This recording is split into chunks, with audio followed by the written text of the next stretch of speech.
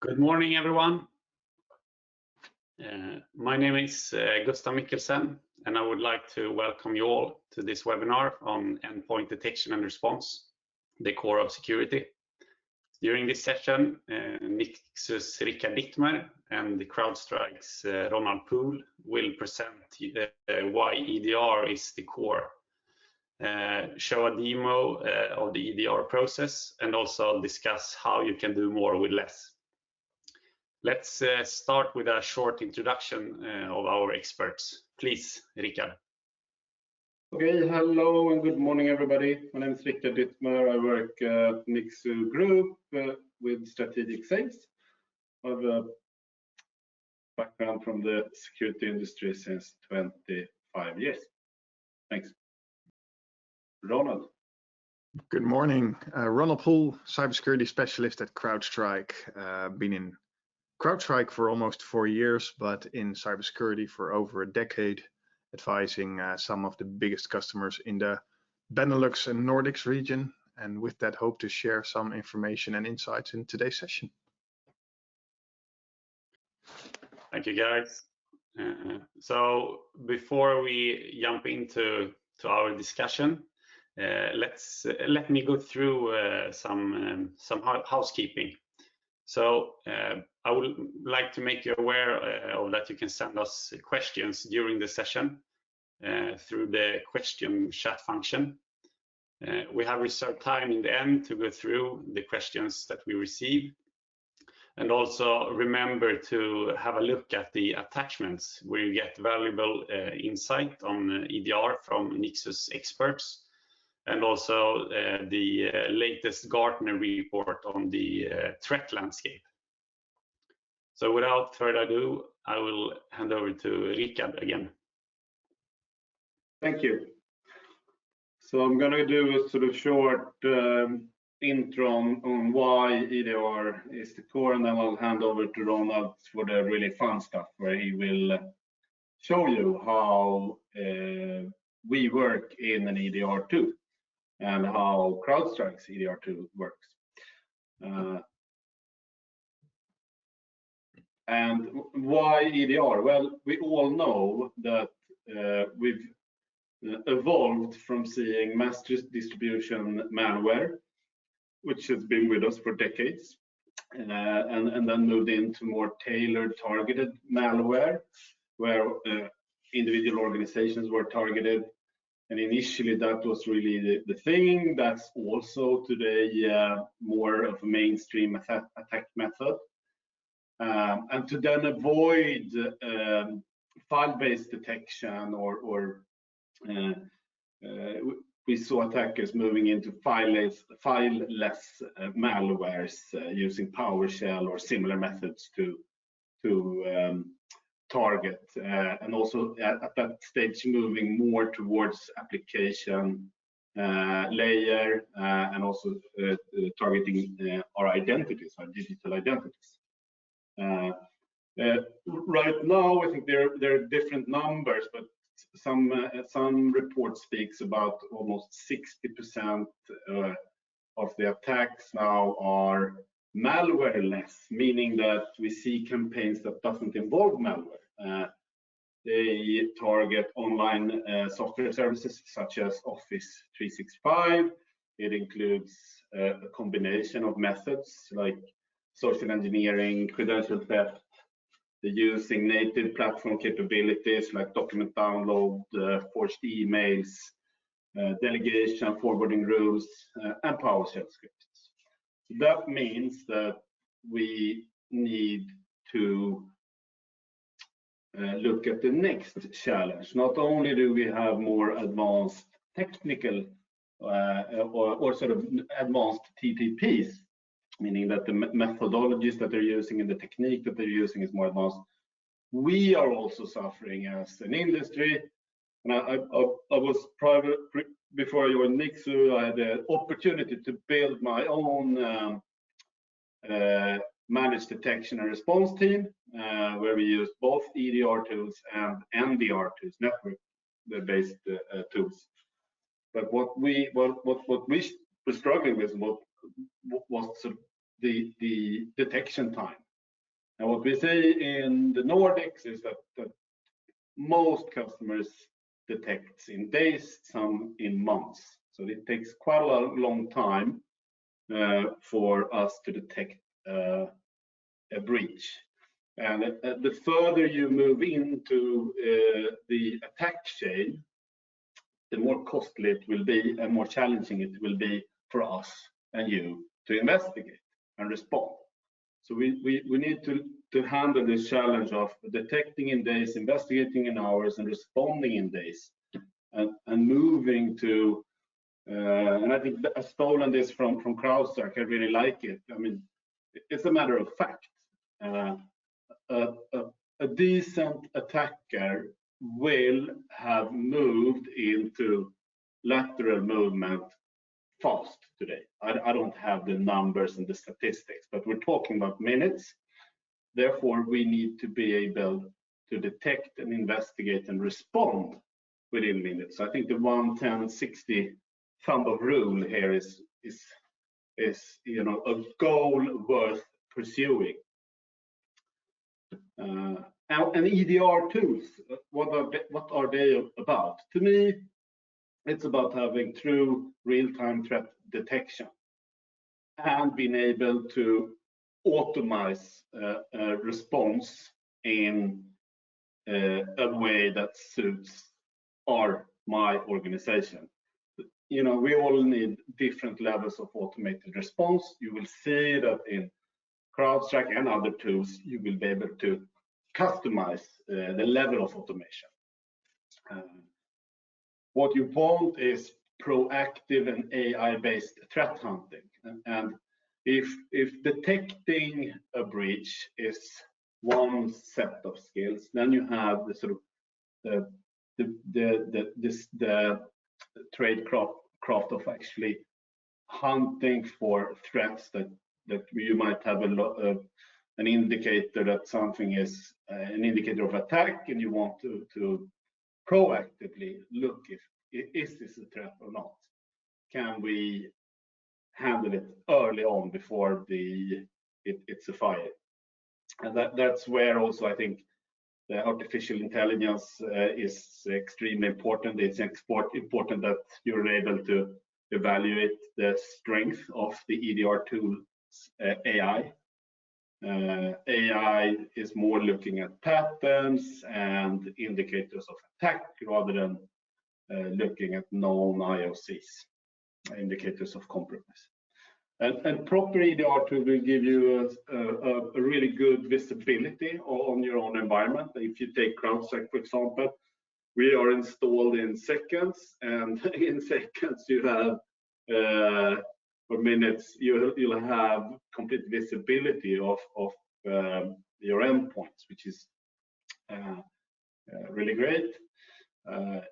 We need to have, and that's also an area where I think Crowdstrike stands out, the integrated and ingestible threat intelligence.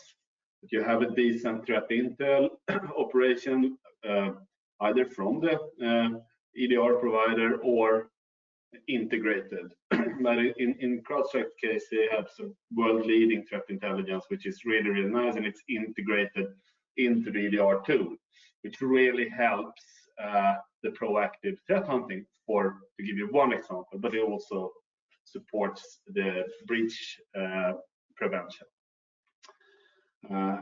Another extremely important issue to solve is the massive amount of alerts that we've always had in the past when we've enhanced sort of our endpoint detection capability. And I think you should look for softwares that are using similar methods that like Crowdstrike are using, which is that they are adopting a model that they call it indicators of attack rather than indicators of compromise, meaning that you don't alert on every single, for example, process injection. You alert on a pattern that is an indicator of attack. That could be a sort of XYZ happening. If you, for example, look at the ransomware today, it will definitely be two things that will happen, and that's taking over some accounts and then exfiltrating or also perhaps also encrypting data. So looking at these sort of indicators of attack is rather than alerting on everything else, but also having a proper incident view that rather than having a detect view. So everything that you detect as an alert is then aggregated up to, okay, these are your relevant incidents, and that will also help the analyst. And of course, what's really great that once you have that incident, you will click and have a view of all the interaction between the devices that are relevant to that incident. And finally, but definitely not least, a proper tool to investigate and to have an incident response capability where you can, of course, isolate the endpoint in different ways. I mean, shut down the internet traffic, isolate it completely, take an account. For example, how fast can you in your EDR tool lock down a account on a endpoint? And that's quite interesting to start measuring how fast the tool supports you in your incident response investigation, but also being able to remotely do stuff on the endpoint while it's isolated, running scripts, running tools, and so forth, and combine it up with sort of a really nice visual investigation timeline.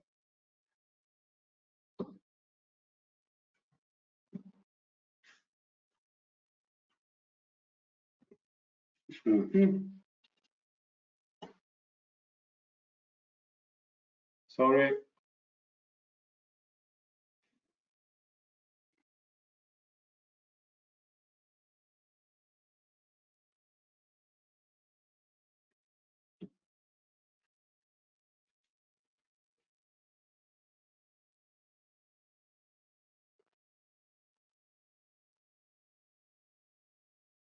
It's my go-to webinar that seems to be a bit slow.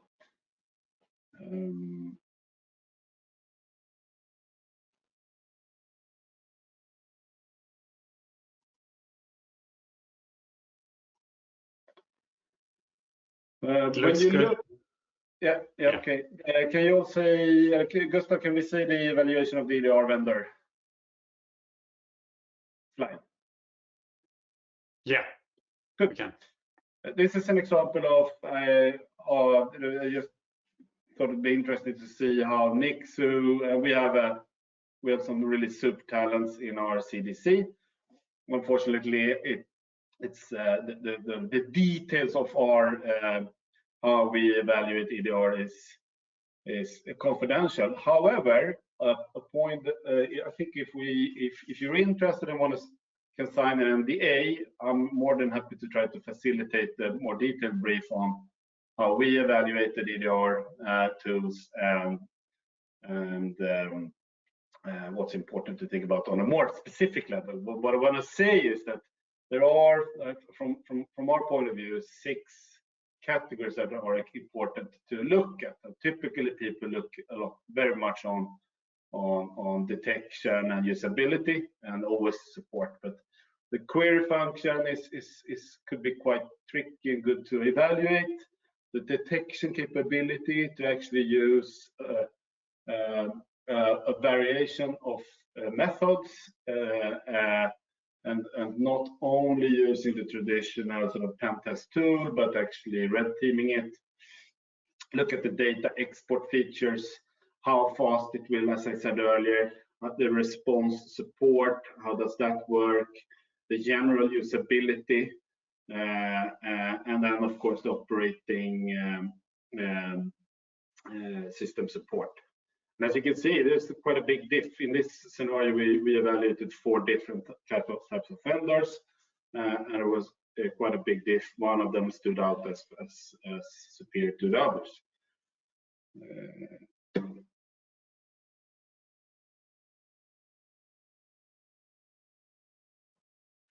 Yes, I think it's now time for the demo.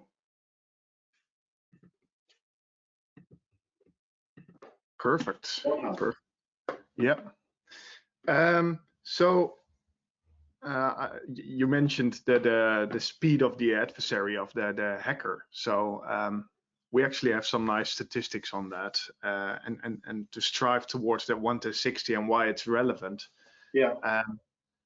We see that it depends on the threat actor who your well, adversary is in that case. But if you look at the Russian nation state hackers, they are pretty much leading the pack in their speed of operations. And I know that for last 18 months or so, their average speed to go from getting into the first system and starting moving out across the network, so start moving laterally, and that's usually when the problem gets a lot bigger and more complex, and you will start spending a lot more hours and etc. That was actually 18 minutes and 49 seconds for the crime actors, and I think that's the one that's relevant to everyone, right? Everyone can be confronted with the ransomware teams, etc., because that's the biggest threat for most organizations. I would say nation state is still relevant to a lot of organizations, more than probably are aware that they are a target. But especially the spiders, what we call them, the e-crime actors, they are relevant to everyone. And in last year, you actually saw their average time for that breakout time that's starting to move laterally was approximately 4 hours. So that's across all those e-crime actors. That's not the fastest ones, that's across all of them. So I would say that just shows that some of them are actually right up there with the best nation state actors, because some others are really slow. So that's why we need to strive towards that speedy response, and making sure that you detect and analyze fast and remediate the threat fast, because as soon as it becomes a threat on multiple hosts, the time that you will spend in investigation, analysis, remediation goes up really quickly. And of course, the risk of them being effective and actually holding your ransom becomes more real too. Cool. So let's do a quick demonstration here of the CrowdStrike EDR side of the house. I saw that there were some questions popping in. We will take care of those after the demo. We will gladly answer all those questions. So please keep them coming. We are very happy to share our information and our knowledge with you. So if we look at CrowdStrike dashboarding in this case, one of the first things you see here is your current crowd score. And this is the scoring that we give you based on trending in your environment. And I think for especially management, it is very relevant to get a good feeling of, are we doing better or worse than, let's say, last week? Are there more threats happening in our environment? Are there more breaches? Are there more hosts compromised? Is there more credential theft, etc., in our environment than last week? Or are we actually bringing that level down because we are on top of things and there's no specific campaigns running against us? Those kind of trending information make sure that you as management can also do the right level of resource allocation and prioritization, etc. So just having something, I would say, as simple as a number can sometimes help make day-to-day life easier. If we look at some other information here, what are the most recent detections? What are the detections by the different tactics? You get quick visibility. Also in here, you see that crowd score over time. So you see that in my demo environment, it actually dropped to 0. So nothing was happening there. That's pretty unique. That was clearly the weekend.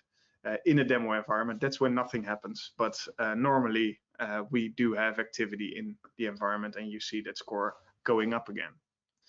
If we now click on the detections, everything here is clickable. It will open up in a new page, and you will see the actual things that are going on in the environment. And I took the liberty to, on top here, do some filtering. I just did a tactic. I want to see something where the threat intelligence alarm bells went off. and where the triggering file, which you can see in this bucket here, is actually PowerShell.exe, because I think that's a very relevant one for a lot of attacks. And it's also a challenging one for some organizations, right? Because your admins use PowerShell too. So how do you differentiate between the legitimate stuff and the bad stuff? And if we look at, I would say, the traditional steps of EDR back in the day, you saw that it was mainly around alerting and collecting information and then saying, ooh, PowerShell is being used here. Yeah, great, my admins use PowerShell all day long. So you actually needed to hunt in the data to find the real bad stuff. But as Rickard said, that the fact that you have the indicators of attack, the behavioral patterns, where you look at only if something happens in a certain chain of events or in a way that is clearly malicious, we will alert on it. And we won't alert for every time PowerShell.exe is launched. We have that telemetry, so you can do your threat hunting in it, but it doesn't have to be an alert every time. The same goes for all kinds of other things, like the example with process injections. If you alert for every process injection, you'll be surprised actually how often that happens in legitimate applications and in a legitimate environment without any attacker in there. So although it sounds like a malicious thing, a lot of us will actually think, especially from the pen testing space, process injections are bad. Well, they happen so much, it's challenging sometimes to figure out the good ones from the bad ones. So looking at that bigger chain of events is essential there to prevent alert fatigue and people ignoring alerts because they happen all day long.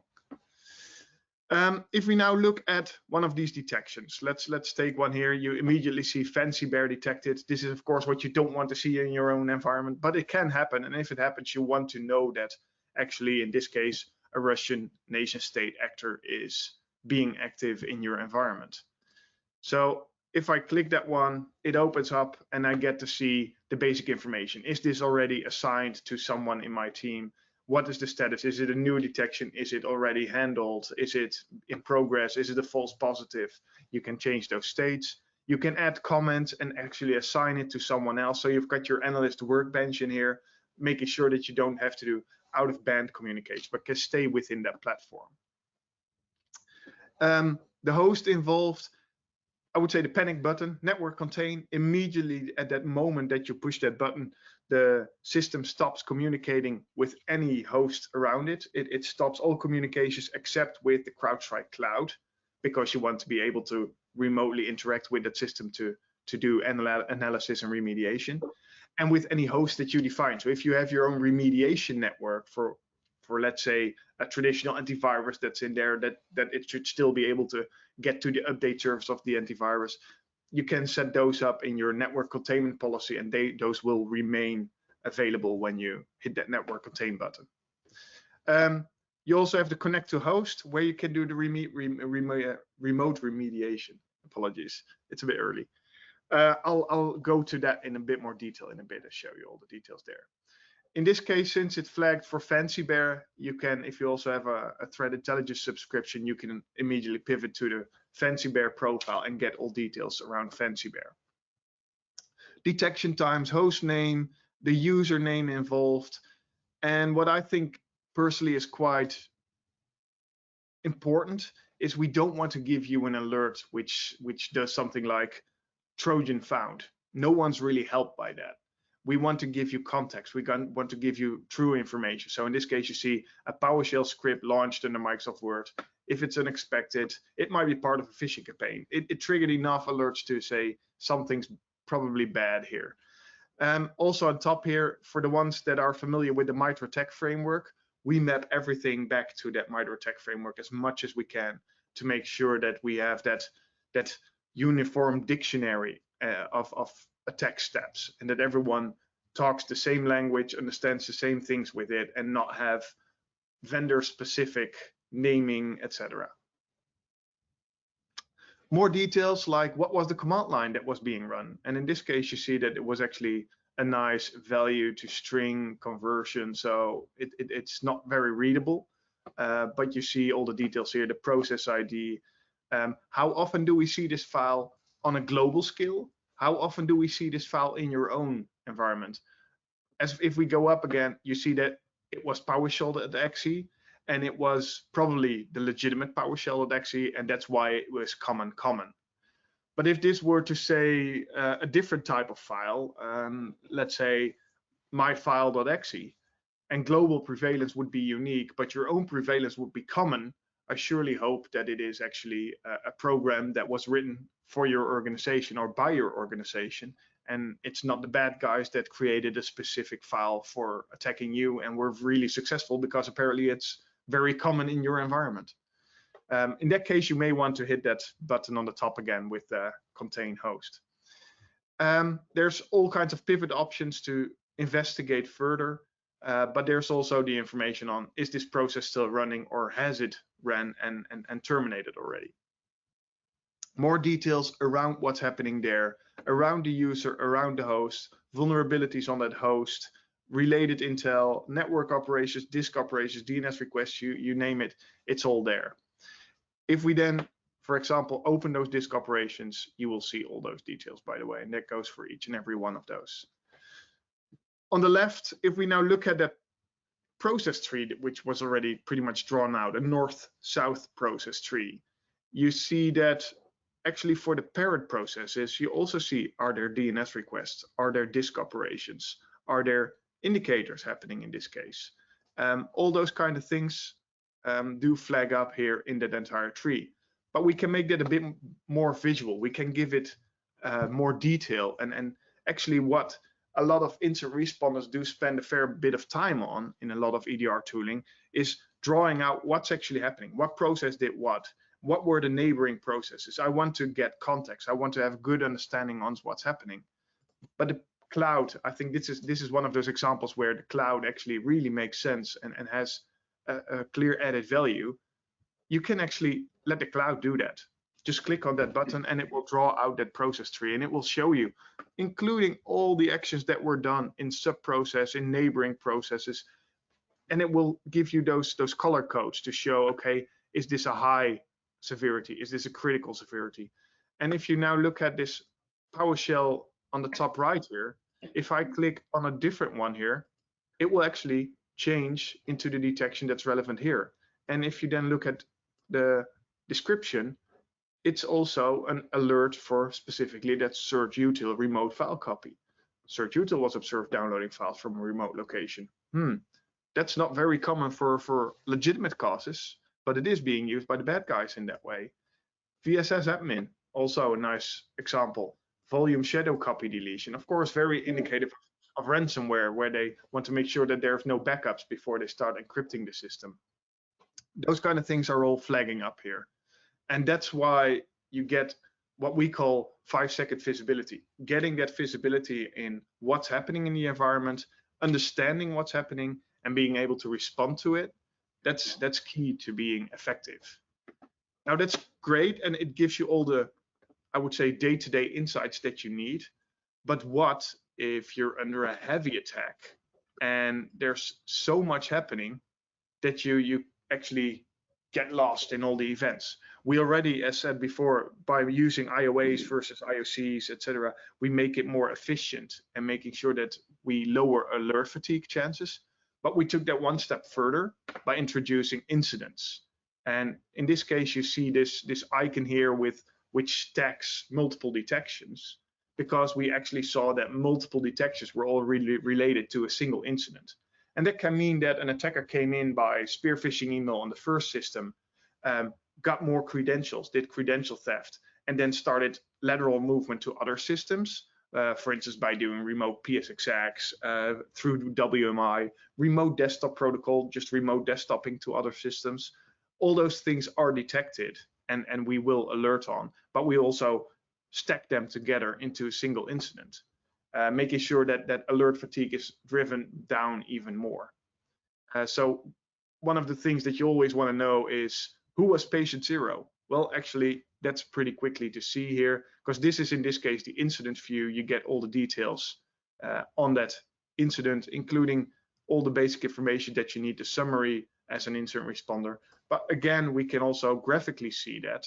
And in this case, you see that there's a lot of bad stuff happening on that first host, and that was actually the one that we were just looking at.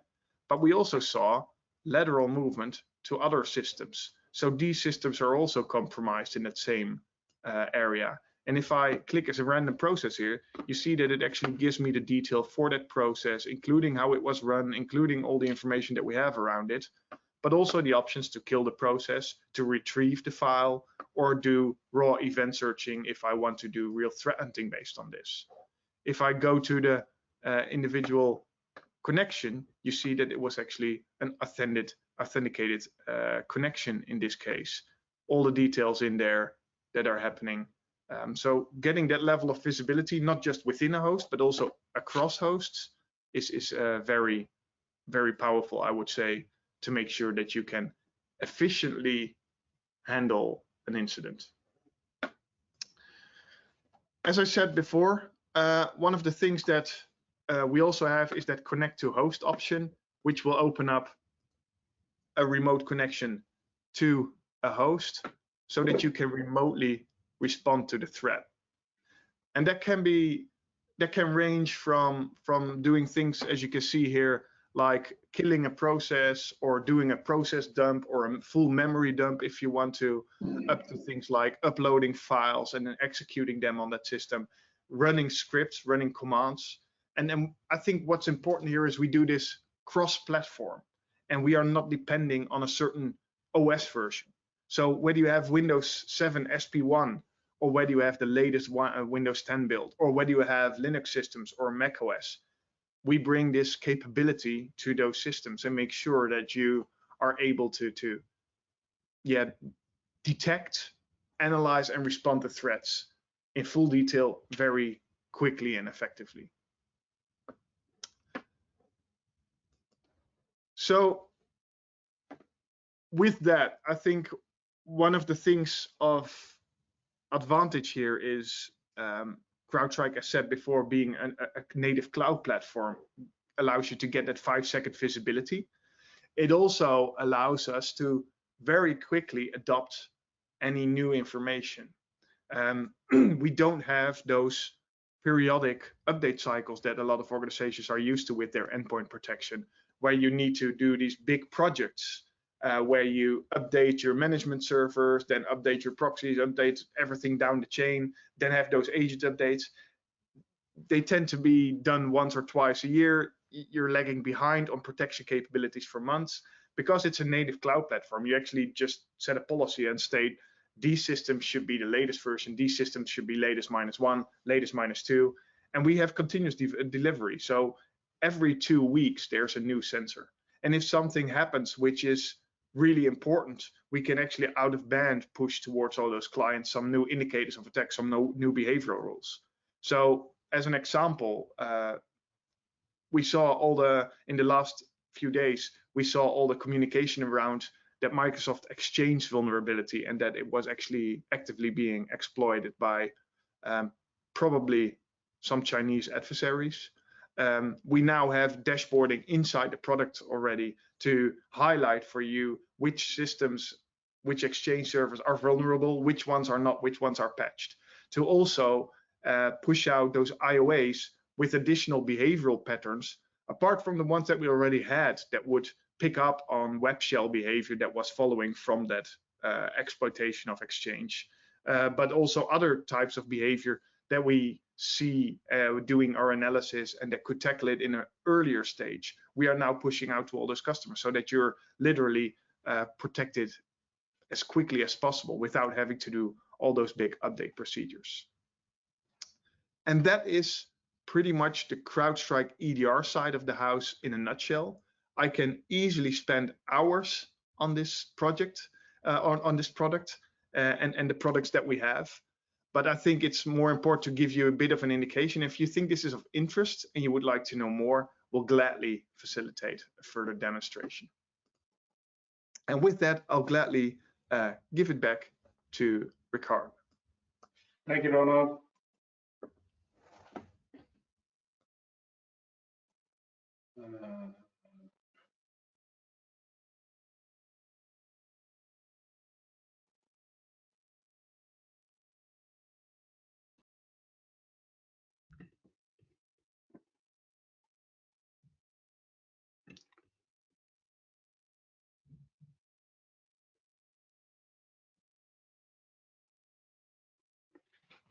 So, should you do this yourself, or should you get support with doing it, or should you let someone else do it completely for you? That's the big question. And I think one important mindset is to move from where most of us have been, is to try to build protection layers that are designed never to ever fail, and convincing our organization that that won't happen, and move more to a mindset that, okay, how are we designed to recover faster? And that, I mean, the obvious issue here would be, for example, a KNR, kidnap and ransom, or sort of a cyber extortion case. And there's many aspects to how you recover fast from a ransomware. But of course, how do we make sure that we're not breached? By sort of looking at, okay, avoid being breached at all costs, to, okay, protect, detect, respond, and do that along all attack phases. But using the approach of we assume that we will be breached. That's a much more sound approach to building a endpoint detection and response capability. And I've set this up myself, and I would say that if you look at this picture, keeping the systems up to date, implementing and configuring and tuning, supporting, managing and maintaining, that consumes some FTEs and time, and that's typically not that's all nice and dandy. But then when you sit there with your team and you are supposed to recruit people that actually know how to triage, how to respond and remediate, then it starts becoming really, really interesting. And you need to ask yourself, will I be able to recruit these talents? And B, will I be able to retain them?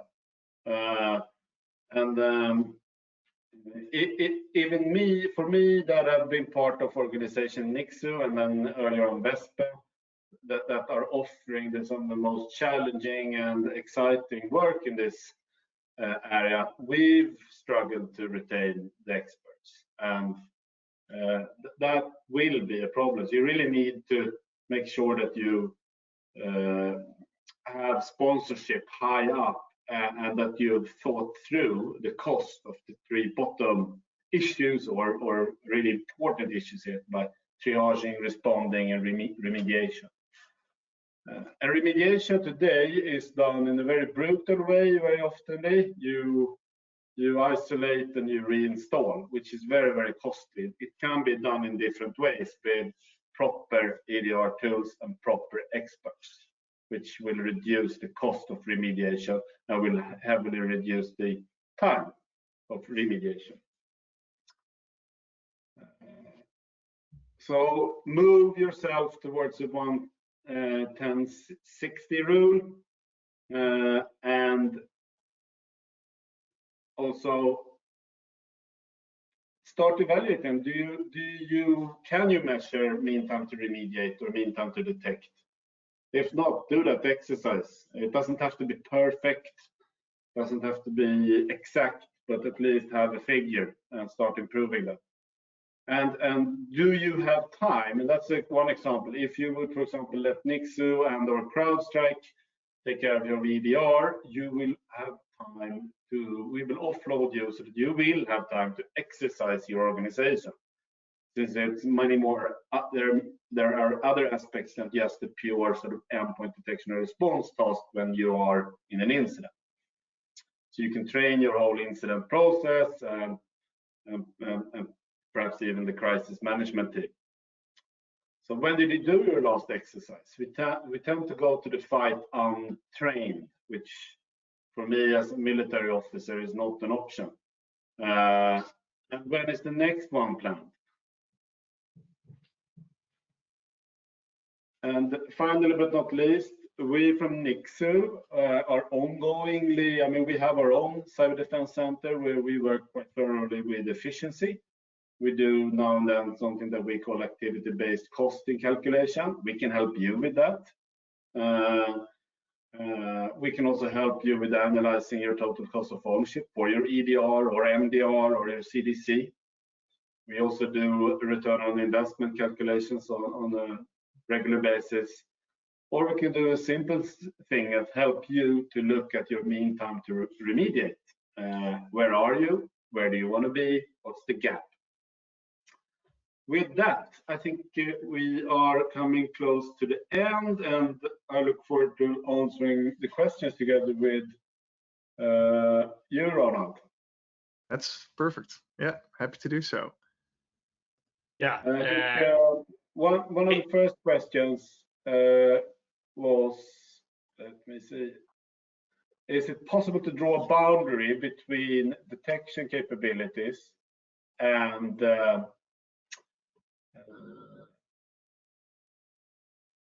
let me see, it's my... Oh yeah, I've got it here too. So possible to... Between modern antivirus and EDR products, or are they they mostly overlap? I think that's a good question for you, Ronald. So if I look at what we do, I think there is a large piece of overlap. If you purely look at EDR, I would say you might want to look at the process side of things. What processes are spawning, what processes are doing, what processes are doing, let's say, certain DNS lookups, certain queries to the internet. What are they doing to the registry and to other files? Those kind of things, that would be pure EDR. If I look at our solution, we actually have machine learning in there too, so we take care of those file-based threats. But for us, the difference is if you've got the EDR side of the house, you get detection and response. You don't have prevention. For us, we have the option to enable prevention, but that pretty much means we have those capabilities of EDR. There's no other agent rolled out. There's no additional module downloaded to the endpoints. It's still that same single lightweight agent, but now it actually starts preventing proactively too. So if it sees files that are deemed malicious by our machine learning, they will not execute. They will be blocked before execution. If we see processes doing malicious stuff, instead of reporting it and allowing you to respond to it, we can kill those processes proactively. So we are able to replace an antivirus. We've got plenty of customers who purely run with Crowdstrike as the EDR and antivirus solution. So in that aspect, I would say there's 100% overlap. We also sometimes see customers that have an AV that they still license for, let's say, 3 years. They're not going to throw that away. So in that case, what we tend to see is they put Crowdstrike next to it as the EDR solution, keep the traditional antivirus running because they've got that contract term. But as that end of contract term actually approaches, we tend to have those discussions on, okay, so are there specific use cases where you need traditional antivirus, or would it actually be smarter to have that single agent do it all? Thank you. The second question is, what is the main reason to accelerate threat growth? And yeah, Rickard, yeah, keep it short because we're just one minute left. Yeah. And then the rest of the questions we will go through them and respond to them later on in an email. Okay. So yeah, move on. I would say that one of the main reasons is the fact that we are moving towards the end of the fusion between cyber and physical crime, terrorism, and the nation state activities. And there's not, you know, for criminals, there's no cash available today. I have a background that we worked with kidnap and ransom in the physical sectors, both maritime and with persons, art and horses, and that doesn't really pay off that well today. So there's money in it. That's the reason. And believe it or not, we have quite well-structured organized crime organizations and quite well-structured terrorist organizations. and nation states, of course. But so that's the main reason. It's money driving the agenda forward, and political and terrorist agendas. Shall we stop there and then ask for the questions? Yeah. Unfortunately, a lot of good questions here. But, thank you guys for presenting and joining us today. So if you have further questions, comments, or would like to have more insight on this topic or cybersecurity in general, don't hesitate to contact us. You have our contact information on the next slide if you click through, Rickard. And you will also receive a follow-up email with a full recording of this webinar. And please spend a few seconds on our survey before you close your browser. With that said, I would like to thank you all for joining today, and have a nice day. Thank you. Thank you.